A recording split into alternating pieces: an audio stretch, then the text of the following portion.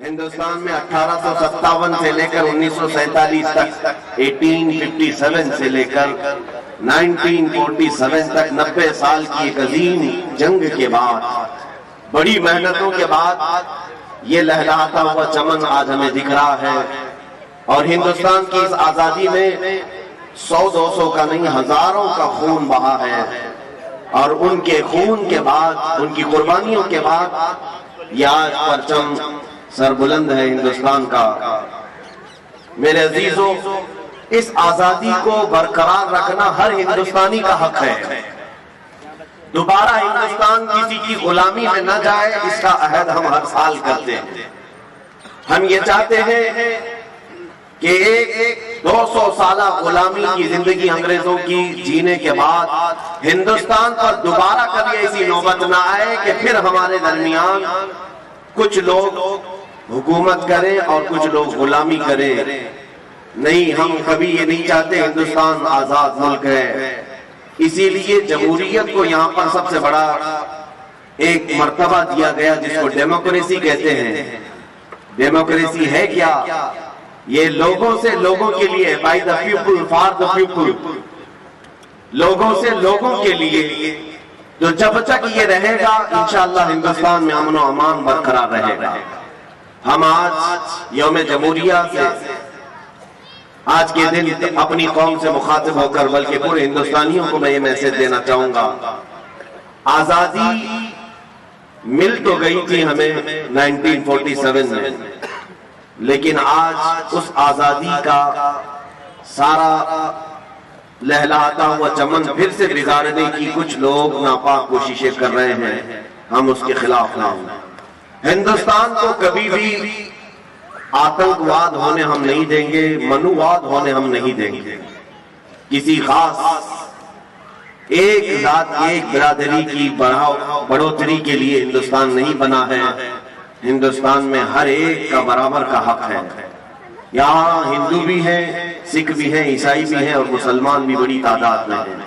ہم بار بار اس چیز کا عہد کرتے ہیں۔ یہاں 1000 سال پرانی مندریں بھی ہیں، کئی 100 سال پہلے کی یہاں چرچ بھی ہیں، اور یہاں پر گرودوارے بھی ہیں۔ اسی طرح 700 اور 800 سال پہلے کی ہماری مسجدیں اور مزارات بھی موجود ہیں۔ ہندوستان اپنے سینے میں ایک بہت بڑی تاریخ لیا ہوا ہے، اسی لیے پوری دنیا مل کر ہندوستان کو مٹانا چاہے یہ مشکل بات ہے۔ کچھ تو بات ہے کہ مٹتا نہیں نام و نشاں ہمارا۔ میرے عزیزوں، اسی لیے اقبال نے کہا تھا یونان و مصر اور روما سب مٹ گئے جہاں سے، باقی مگر ہے اب تک نام و نشاں ہمارا، اور ہم بھول بھلے ہیں اس کی یہ گلستاں ہمارا۔ اس لیے آج میں ہر ایک سے یہ اپیل کروں گا کہ آپ ہندوستان کے لا کو پڑھیں، قوانین کو جانیں، تاکہ آپ غیر قانونی کوئی کام نہ کریں اور اپنے سامنے کسی کو غیر قانونی کام کرنے بھی نہ دیں۔ یہ کب ہوگا؟ جب ہر ہندوستانی کو معلوم ہو کہ میرے ہندوستان کے لا کیا ہیں، مجھے یہاں پر جینے کے ادھیکار کیسے دیے گئے ہیں۔ ایک بڑی بات ہے، ابھی دلی میں ایک صاحب کے ساتھ ہم بیٹھے ہوئے تھے، ان سے پوچھ رہے تھے کیا حالات چل رہے ہیں، کچھ بھی نہیں خبر ہے۔ وہ راجستھان کے رہنے والے، کسی بات کی خبر نہیں، دلی میں کیا چل رہا ہے کیا نہیں ہے، نہ کسی پروٹیسٹ کی خبر ہے، نہ وہاں کے الیکشن کی خبر ہے، کچھ بھی خبر نہیں۔ ٹھیک ہے، کوئی بات نہیں۔ ہم نے یہ بھی پوچھا کہ آپ ہندوستان میں رہ رہے ہو کہ نہیں رہ رہے ہو؟ کہا صرف ہم کھانا پکانا اور اپنی ڈیوٹی بلا اتنا ہی۔ میرے عزیزوں، ہندوستان میں رہنے کے ساتھ ساتھ آپ سب کو یہ بھی معلوم ہونا چاہیے کہ ہمارے یہاں جینے کے لیے کیا ادھیکار ہمیں دیے گئے ہیں، کیسی آزادی ہمیں دی گئی ہے، ہمارے لیے کیسے لا دیے گئے ہیں، یہ ہر ایک شہری کو جاننا اس کا حق ہے۔ اور جب آپ ان پڑھ رہیں گے تو کوئی بھی آپ کو قانون کے نام پر ڈرائے گا، دھمکائے گا۔ اس لیے سب سے پہلے ہمیں ایجوکیشن کی ضرورت ہے، تعلیم کی ضرورت ہے۔ میں یہ نہیں کہتا کہ سارے لوگ لا پڑھنا شروع کر دیں، سارے کالجز میں لا ہر ایک انسان، ہر ایک شہری، ہر ہندوستانی وہ اپنے طور پر فردن چاہے تو نیٹ کے ذریعے سے بھی پڑھ سکتا ہے ہندوستان کا سمویدھان کیا ہے۔ جب آپ کو یہ معلومات ہوگی تو آپ سنگھرش کر سکیں گے اور مقابلہ کر سکیں گے. جیسے کہ آج ہو رہا ہے، بہت سارے لوگ کسی بھی قانون کے متعلق وروध پر اترے ہوئے ہیں تو انہیں خود پتہ نہیں ہے، کچھ لوگ سمرتھن کے لیے اترے تو ان کو بھی پتہ نہیں ہے.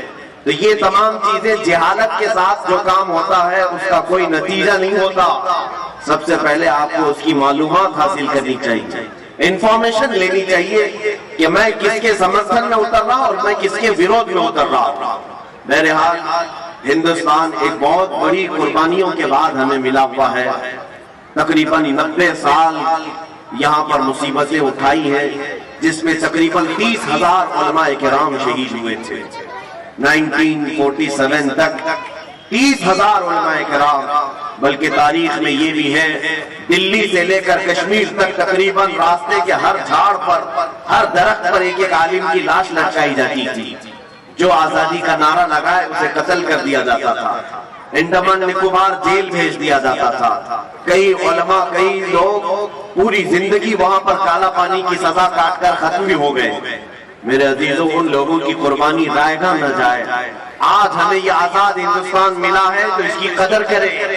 یہاں پر میں ہندو مسلم سارے تمام برادریاں جتنے ہندوستان میں ہیں سب سے یہی کہوں گا کہ آپس میں اتحاد و اتفاق کو برقرار رکھنے ہی میں ہندوستان کی بھلائی ہے، ورنہ ہندوستان کی ترقی پھر 50 سال پیچھے چلی جائے. اگر ہم آپس کے فسادات رائٹس کرتے ہیں، آپ کو معلوم نہیں ہے کسی بھی شہر میں اگر فساد ہوتا ہے، رائٹس ہوتے ہیں، وہاں جو تباہی ہوتی ہے اس شہر کو دوبارہ سٹینڈ ہونے کے لیے پھر سے 10-15 سال لگ جاتے ہیں. جتنے گھر ٹوٹے، جتنی بربادیاں ہوئی، دوبارہ صحیح ہونے کے لیے اسے 10-15 سال لگ جاتے ہیں. اسی طرح ہندوستان میں اگر یہ مذہبی طور پر فسادات ہوئے تو اس کا نقصان پورا ملک کو ہوگا. ملک پھر 50 سال پیچھے چلا جائے گا اور پھر اس کو ترقی کرتے کرتے ایک زمانہ چلا جائے گا. اس لیے جو ہندو ہیں وہ بھی سمجھ لیں، جو سکھ ہیں اور عیسائی ہیں جو بھی ہندوستان میں جی رہے ہیں وہ سب سمجھ لیں کہ ہندوستان گنگا جمنی تہذیب کا ایک ملک ہے. یہاں عافیت اور بھلائی اسی بات میں ہے کہ نہ تم انہیں چھیڑو نہ ہم تمہیں چھیڑیں، یا کسی بھی طرح کے یہ بھید بھاؤ کے معاملات نہ ہو. ہندوستان نے جہاں ہم کو اذان پکارنے کی اذان پکارنے کی آزادی دی ہے، تمہیں اپنے مندروں میں عبادت کرنے کی بھی آزادی دی ہے، کرسچن کو اپنے ہاں عبادت کرنے کی آزادی ہے، گرودوارے میں اپنے عبادت کرنے کی آزادی ہے. تو میں یہ چاہتا ہوں کہ ہر کمیونٹی والا اپنی آزادی کے ساتھ اپنے مذہب پر عمل کرے، کوئی ایک دوسرے پر فورس نہ کرے. انشاءاللہ العزیز یہ اتحاد ہندوستان کو ایک دن دیکھنا پوری دنیا کا سپر پاور بنا کر کے رکھے گا. سپر پاور ہندوستان بن سکتا ہے صرف ہمارا یہ کمیونل رائٹس جو ہوتے ہیں، مذہبی فسادات یہ ختم ہو جائیں اور ہم ایسے لوگوں کے خلاف لڑتے رہیں گے، اخیر تک لڑتے رہیں گے جو ہندوستان کی کرسی کو خراب کریں گے. ان سے ہمارا ہمیشہ وروध رہے گا. میرے عزیزوں، پہلی مرتبہ آج یہاں پر ہم سب جمع ہیں. میں زیادہ دیر آپ کا یہاں پر نہیں لوں گا. آپ کو دو چیزیں میں کہتا ہوں. دیکھیں، ایک آزادی ہے اور ایک پابندی ہے. آزادی ہے اور پابندی. 1947 میں آزادی ملی ہے، سب کو پتا ہے، سارے لوگ جانتے ہیں. لیکن ساتھ ہی میں 1950 کو یہی ہماری ڈیموکریسی جب ترتیب پا گئی، جمہوریت اور اس کے لا بنائے گئے تو قانون بنا کر ہمیں دیا گیا، تو قانون پر عمل کرنے کی پابندی لگائی گئی. تو آپ کے دماغ میں ایک سوال آتا ہوگا، 1947 میں آزاد کر دیا اور پھر 1950 میں 1950 میں پھر قانون میں پابند کر دیا، پھر یہ کیسی آزادی؟ میں یہاں بتانا چاہوں گا کہ آزادی کا مطلب کیا ہے وہ بھی سمجھ لیں آپ. آزادی کا مطلب یہ ہے کہ انسانی اقدار کے ساتھ، انسانی اصول کے ساتھ جینا اور دوسرے کی آزادی کو خراب نہ کرنا، یہ صحیح معنوں میں آزادی ہے. آزادی کا مطلب یہ بھی نہیں ہے کہ کوئی ننگا پھرتا رہے اور دوسرے کو تکلیف دے. وہ آزادی تو جنگلوں کی آزادی ہے، جانوروں کی آزادی ہے. میرے عزیزو، آزادی کا مطلب یہ ہے کہ تمہیں ایک جو سمویدھان دیا گیا ہے وہ ڈسپلن مینٹین کر کے جو چلے گا وہی سب سے بہترین آزادی ہے. قانون کے خلاف جو بھی کرتا ہے، ہمارے آقا صلی اللہ تعالیٰ علیہ وسلم نے بھی ہمیں اصول عطا کیے، فرامین عطا کیے، اور یہ بھی فرمایا من غشنا فلیس منا، جس نے ہمیں دھوکہ دیا وہ ہماری امت میں سے نہیں ہے۔ اس لیے دھوکہ دینا، رشوت دینا، یہ تمام چیزیں جو قانون کے ساتھ آج ہو رہی ہیں، ان سب سے آج ہمیں مکتی چاہیے، آزادی چاہیے۔ ہم یہ سوچتے ہیں کہ 500,000 دے کر کے قانون توڑ دیں گے، ایسا کبھی نہیں کرنا چاہیے۔ قانون کے رکھوالے بھی ایسا نہ کریں، ہندوستان کا کوئی شہری بھی ایسا نہ کرے، اس لیے کہ 500,000 دے کر کے اگر آپ نے قانون توڑ دیا تو گویا کہ آپ نے ہندوستان کے سنویدھان کے ساتھ کھلواڑ کیا ہے۔ آگے آنے والی نسلیں